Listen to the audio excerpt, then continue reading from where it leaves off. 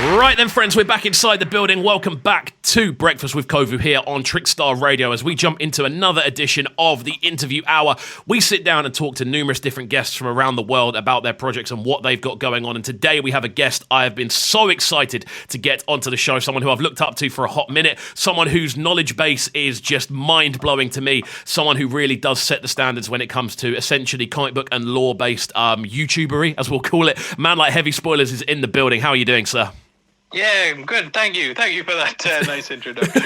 Anytime, man. People looked up to me. Oh, mate, you have no idea. We just to start this off, we've got a little Facebook group chat, literally called the Marvelites, and pretty much after anything drops, what most of us do is literally go and watch your videos on the episode. So it really is that sort of thing. Thank you. Each and every, man. So, obviously, with yourself, you're someone who's been kind of cracking on with the YouTube side of things for quite a while now. I want to kind of get a bit of background on it more than anything else. Like, what was the thing that really pushed you towards getting involved in that sort of YouTube world? Okay, so when I basically, before I was doing YouTube, I was a website designer, and I used to do a lot of work for companies, and I've always been a comic book collector. And I'm a bit of a narcissist as well. So I thought, people on the internet, they'll definitely want to read my thoughts on comic books. So I basically built my own website, and I thought I'll review all the Batman graphic novels I have, because I've got about 200, and I thought that'll be a really great comprehensive list. And then one day I thought I'll make this more entertaining and do a video, and the video did really well. So I just thought, maybe I should start putting my attention on this instead of YouTube. Instead of the website. And then Batman v Superman. Obviously, there's a lot of mixed feelings about that movie. But one thing that's quite interesting is that it got an extensive director's cut released on the Blu-ray. Okay. And there weren't most people just wrote that film off because the theatrical version was so bad. But I thought I'll do a movie review of this. It kind of ties in with the Batman stuff. And I think it got about 15,000 views overnight, which, it's when I was posting my reviews, they were getting about 10 a day. So that kind of steered me towards the movie side of things. And then from there, just kind of spiraled into covering everything, really. It's very much the snowball effect on YouTube, and a lot of people starting out definitely go through stages of trial and error where they just try to see what works until they find that niche.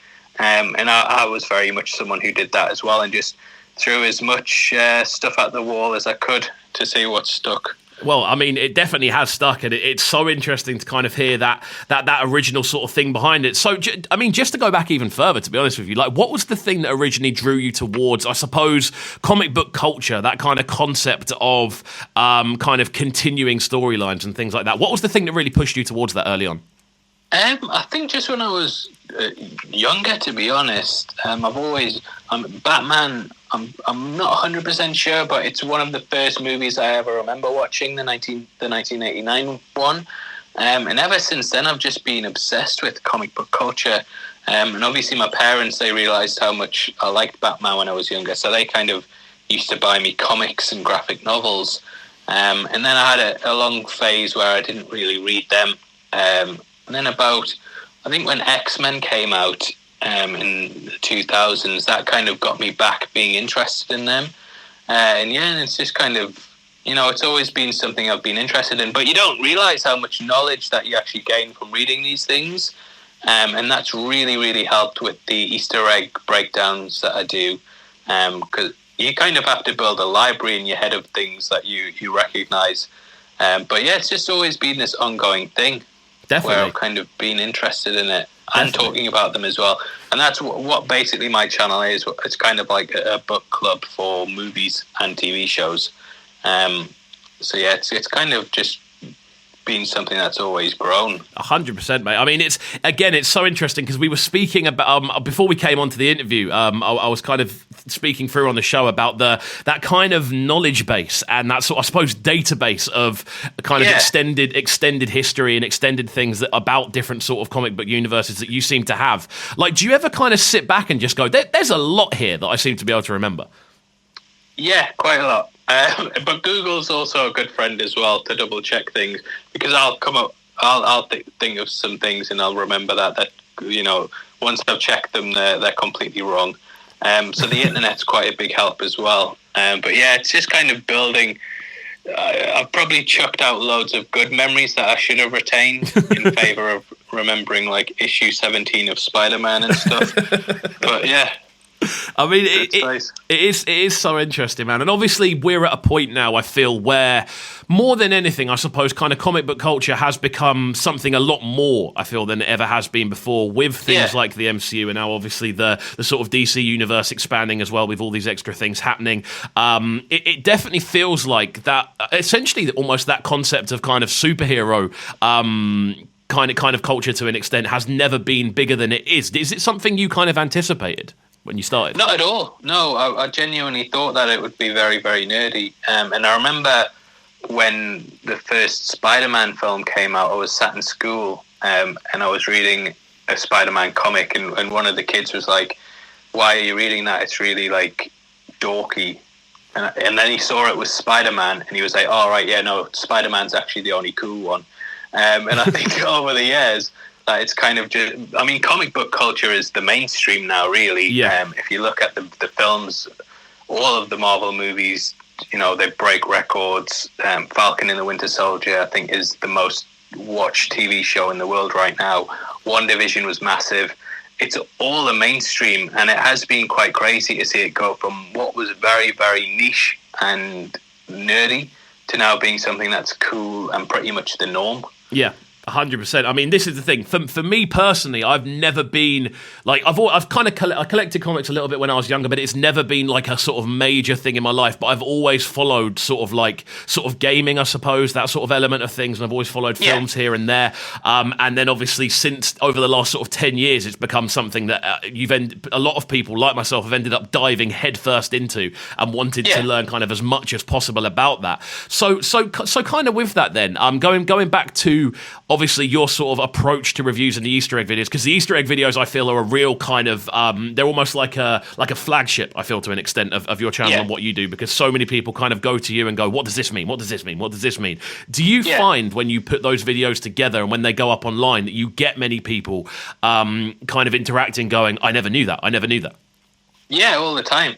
And I think that's, especially with shows like WandaVision, those first 2 episodes that they dropped, no one had any idea what was going on. And, I kind of theorized that it was tying in with certain stories from the comics, and people had a lot of questions. And obviously the first thing they do is go looking for answers. And I think we're getting to a point now where people don't like reading that much. They prefer either listening to someone telling them or watching something telling them. And that's kind of where my channel comes in and sort of fills in the gaps of, knowledge that you might be missing. 100%. I mean, and this is the thing, that after watching through WandaVision especially, and obviously the regularity of those kind of Easter egg breakdowns and just general kind of episode breakdowns more than anything else, I tended to find that after watching the series itself and then going and watching your video a short while after, I kind of found my eyes were being opened to so many different things that were actually happening in the programs. Like you must get quite a lot of enjoyment, I suppose, out of giving people that opportunity to kind of see more of what's going on. Yeah, definitely. And that sort of ties back to nerd culture in general. You always used to, a big thing that, being a nerd is built around is having the knowledge of things. There's always one person who's like, well, actually, this happened in this issue and stuff like that. And that's kind of, the enjoyment that I get out of it. It's quite sad. It's not something to really be proud of. It's not something I'm going to tell the grandkids. But, if someone comes in and, I don't get into arguments, but there's always people who try and, like, challenge my knowledge almost. And with Falcon and the Winter Soldier, there was a guy who ended up having, it was a very one-sided argument because I didn't really reply, but he ended up getting angry at me because I said in Falcon and the Winter Soldier that the villains weren't Red Hulk, that they were the Flag Smashers. And yeah, he wrote a massive comment about it being the Red Hulk. And then when it was revealed that it was the Flag Smashers, I thought, oh, that guy. I hope he's out there crying. This is the thing. You must get some sort of interesting, or say, conversations going on the page, because obviously everyone kind of theorizes different things. Everyone kind of sees, I suppose, different. I'm trying to think of the best way to describe it. They see different kind of replications, I feel, of ideas in different places. And obviously, with One Division especially, that was such a new kind of thing, and there were so many rumors flying around. I feel the rumor mill had never been bigger than on that program. Like, you must have had a whale of a time putting the stuff together. Yeah, I did, and I got quite a lot of theories wrong. I talked about Mephisto a lot, and he wasn't in the show at all. But it was just so enjoyable to watch, because I kind of compare it to Westworld, where you go in, you have a certain set of ideas and think that the way that things are going, and then they'll pull the rug out from under your feet. And for it to be a weekly journey as well, I think Disney have really done something special by, the model of TV went from weekly releases to then Netflix changing the game so that everything dropped in a day and you could binge watch it. And Disney's kind of going back to the weekly format. And it just means the conversation all the time is completely evolving, because no one has the answers, but everyone thinks they do have the answers. Yeah. So you can come out with a fan theory, and 1,000 people will tell you why you're wrong. And then, it's crazy. It's so much fun. It is, and you know what it is? It builds. This is something that I found over the last, I'd say, sort of 3-4 months or so. I don't think I've ever been more interested in sort of fan theories, and more interested in just sort of general understanding and general sort of a background of what's going on with Marvel particularly, than I ever have been before, because they just build it so much, and it's quite impossible to not get drawn in to an extent. Definitely, yeah. And everyone has questions. I feel with Falcon and the Winter Soldier that it's a lot more straightforward, but, there will be more shows down the line that people have questions over. And the thing that is so great about the MCU is that it almost is a comic book series at this point. Yeah. You've got to really collect the other TV shows and the other movies, and just for this overarching story. And it's really well put together. And it makes... people want to talk about it. People want to find a deeper meaning to everything.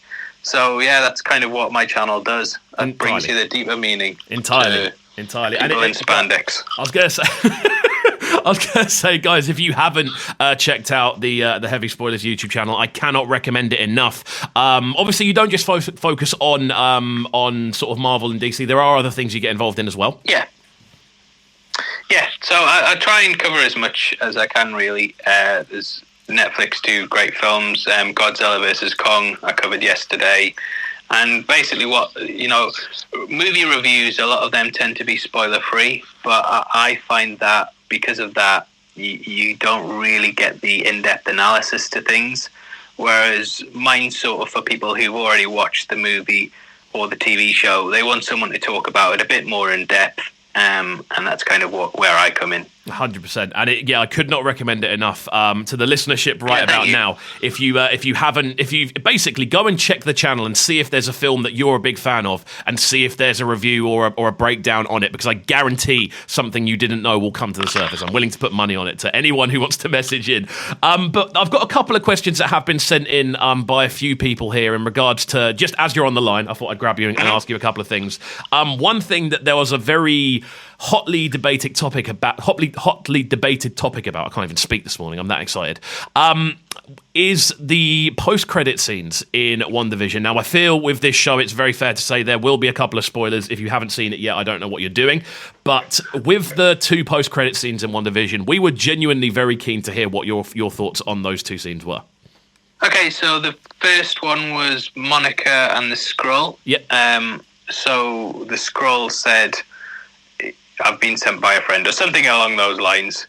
And that, I think, ties in with Far From Home, because in the comics, the agents of S.W.O.R.D. were actually basically S.H.I.E.L.D. in space. So I feel like Monica has been recruited. Obviously, Nick Fury knew her mother, And, you know, we know from the end of Far From Home that Nick Fury's traveling into space with the Skrulls. So I kind of think that's all linked in with that. Now, as for the second one, which is Wanda in her hut, I think she's just practicing magic, but because she's got no one to guide her, then, you know, there's the opportunity for darker forces to come in. If you've ever watched the movie Ouija, or that set of films, you'll know that when you go messing with the dark arts, that there's a chance for a demon to come in. And I think the fact that Wanda hasn't been trained by any wizards, that's going to kind of lead to other forces coming for her. Obviously, there was 2 versions of her, and I think that was just a case of showing her powers being a lot stronger than any other wizard on Earth. There was a scene very similar to that in Doctor Strange, where Doctor Strange was asleep as his body was floating in the astral plane and reading a book. But the fact that Wanda's walking around, I think that just kind of shows how much more powerful she is than all the other wizards. 100%. Yeah, I mean, it's really interesting to get your breakdown on it, because I won't lie, we've only got a couple of minutes left.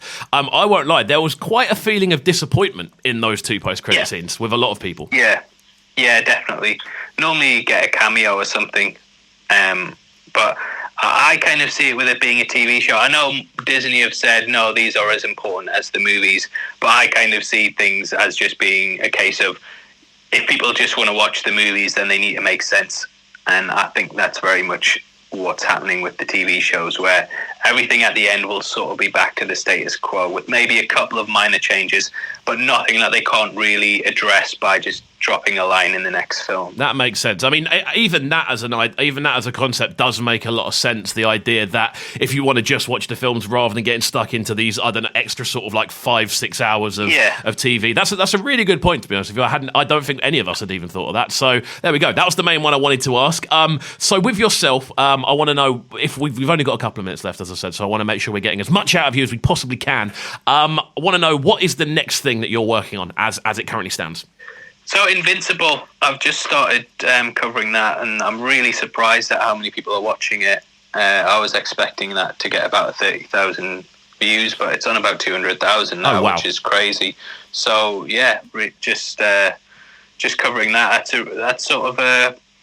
It starts off as quite a kid-friendly superhero cartoon, and then it very quickly changes into just something that's absolutely crazy and very, very gory. It's on Amazon on Fridays, so it does get overshadowed a bit by Falcon and the Winter Soldier, but it's definitely worth watching. It's one of the funnest things out at the moment, I think. So give that a watch. Once 100%. You've finished Falcon and the Winter Soldier, head over to Amazon. There we go. Well, we've heard the best tip of the day, so that's definitely one that I'm gonna check out and pass on to a few people. My friend, it's been an absolute pleasure having you on the show this morning. It's been a great conversation. I've loved it. Yeah, it's been nice talking to you. Each and every time. So, for those that aren't aware, what are the best... obviously, go and follow the YouTube channel, which is, I believe, youtube.com/heavy spoilers. Is that right? I don't know, but just search heavy spoilers. Just search heavy spoilers and it'll come up. There we go. And in regards to sort of socials and stuff, I'm pretty sure it's just a similar scenario. Really? Yeah, heavy spoilers. Heavy spoilers. There we go. Right, we're going to finish off there. We're going to jump into a couple of tunes before jumping into today's edition of the Dub Shack. It's been an absolute pleasure, my friend, and we'll speak next time. Thank you. Each and every. Right then, my friends, don't go anywhere. We're live on the Big Bad Trickstar Radio. Going to jump into this one from Vision Alexander. It goes by the name of Right Now. Keep it locked and don't go anywhere. It's Breakfast with Kovu. This is Breakfast with Kovu, bringing you their morning flavours on Trickstar Radio. Trickstar Radio.